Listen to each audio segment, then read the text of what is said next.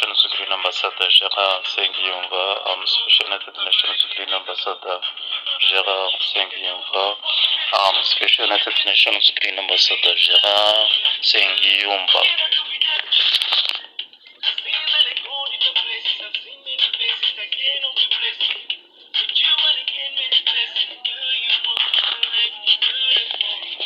Global Protection Cluster Roundtable on Civilian and Humanitarian Character of Camps. Protection of Civilians. OCHA and Department of Peacekeeping Operations Study on Protecting Civilians outlined 3 different approaches to the protection of civilians. First approach, humanitarian actors follow the rights-based approach mentioned at the beginning of the module. 2. Development actors often include protection of civilians within the broader security framework. 3rd, peacekeeping forces focus on physical protection from imminent violence or force if necessary. Protection of civilians. Who are civilians? So, how do humanitarian actors determine who is a civilian in need of protection? The International Committee of the Red Cross offers the following widely accepted definition. All persons who are neither members of the armed forces or a party to the conflict, nor participants in a levée en masse are civilians and therefore entitled to protection against direct attack unless for such time as they take a direct part in hostilities. So, what does levée en masse means? This term, according to the ICRC, International Committee of the Red Cross, applies to the inhabitants of a territory which has not been occupied, who, on the approach of the enemy, spontaneously take up arms to resist the invading troops without having had time to organize themselves into regular armed forces. They must be regarded as combatants if they carry arms openly and respect the laws and customs of armed conflict. If captured, they have a right to be treated as prisoners of war. The levée en masse should not be confused with the resistance movements. So, combatants can get more resources on website casebook.icrc.org. Prisoners of war can also get more resources on casebook.icrc.org. Levée en masse also has some resources on the website casebook.icrc.org from A to Z. So direct participation in hostilities means that an act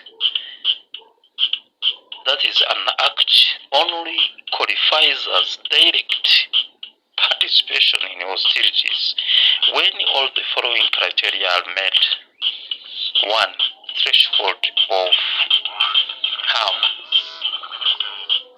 The act must be likely to adversely affect the military operations or military capacity of a party to an armed conflict, or alternatively, to inflict death, injury, or destruction of persons or objects protected against direct attack. And 2. Direct causation. There must be a direct causal link between the act and the harm likely to result, either from that act or from a coordinated military operation of which that act constitutes an integral part. And 3. Belligerent nexus.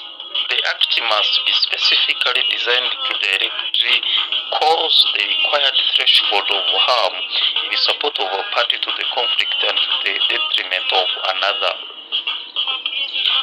So, protection through international humanitarian law and international human rights law. Important differences. They have some elements in common, but there are also important differences. International humanitarian law. The rules of IHL, International Humanitarian Law, deal with many issues that are outside the purview of international human rights law, such as conduct of hostilities, combat, and prisoner of war status, and the protection of the Red Cross and the Red Crescent emblems. International humanitarian law applies only in times of war. Principles of international humanitarian law. Distinction. Parties to a conflict must distinguish between civilian and combatants and never attacks direct against civilians. Precaution. Implies parties to a conflict must protect the civilian population and civilian objects under their control against the effects of attacks. Proportion. Prohibits attacks against military objectives which are expected to cause incidental loss of civilian life, injury to civilians, damage to civilian objects, or a combination thereof, which would be excessive in relation to the concrete and direct military advantage anticipated. Distinction can be found on website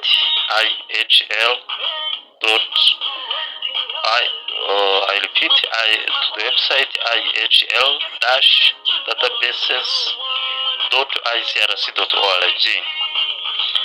There is precaution on IHL-databases.icrc.org/en/note.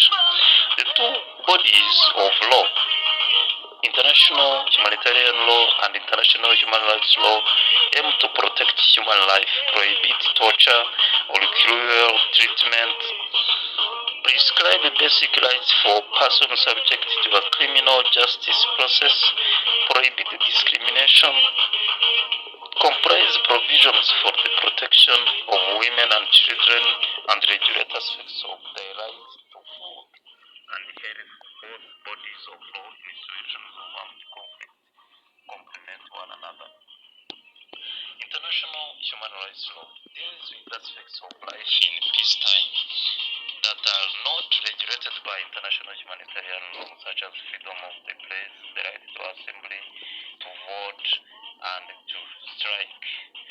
International human rights law applies in both times of peace and war.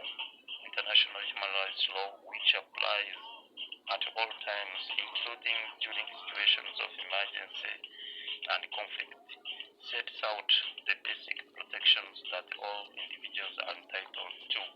It is the duty of states to respect, ensure, and fulfill these rights. Important differences.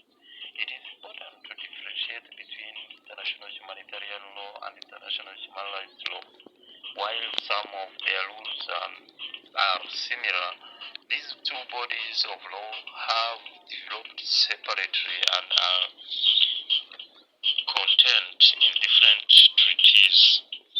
In particular, human rights law, unlike international humanitarian law, applies in peacetime, and many of its provisions may be suspended during an armed conflict. So, UN peacekeeping operations. Following the tragedies in the Republic of Rwanda and the Balkans in the 1990s, notions such as humanitarian intervention and the responsibility to protect gained importance in international debate alongside the centrality of protection in humanitarian action.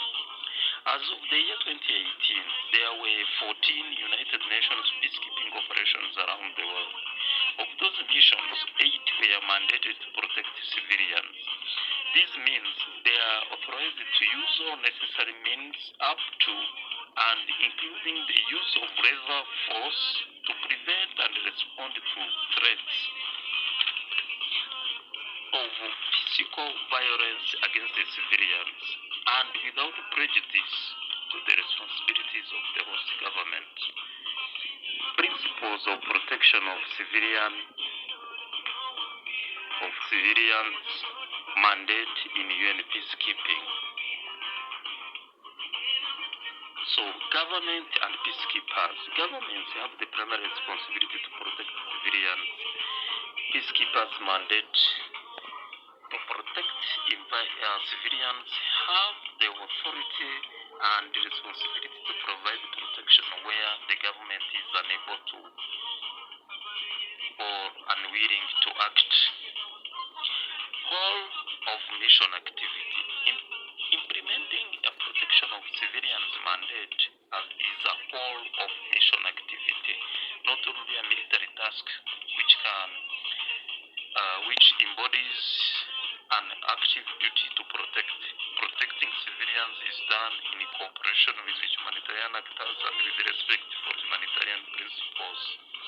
So that is whole of mission activity. That is another principle that we add on governments and peacekeepers. The third principle is principles of peacekeeping.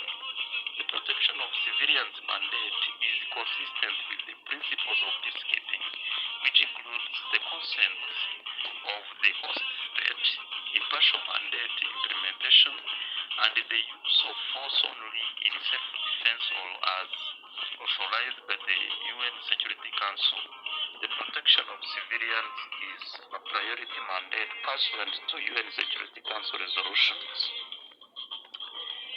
The fourth principle is the UN Civil Military Coordination. The UN Civil Military Coordination framework offers essential guidance for safeguarding humanitarian principles while allowing for proactive engagement among humanitarian actors with UN peacekeeping missions. So there are challenges in implementing the protection of civilians mandate. Peacekeeping operations face numerous challenges in protecting civilians, depending on the context in which they are deployed. These challenges can include limited resources, harsh working conditions, lack of will or capacity on the part of the other actors or parties to a conflict to do their part, and unrealistic expectations among populations on what the peacekeeping force can achieve in the given circumstances.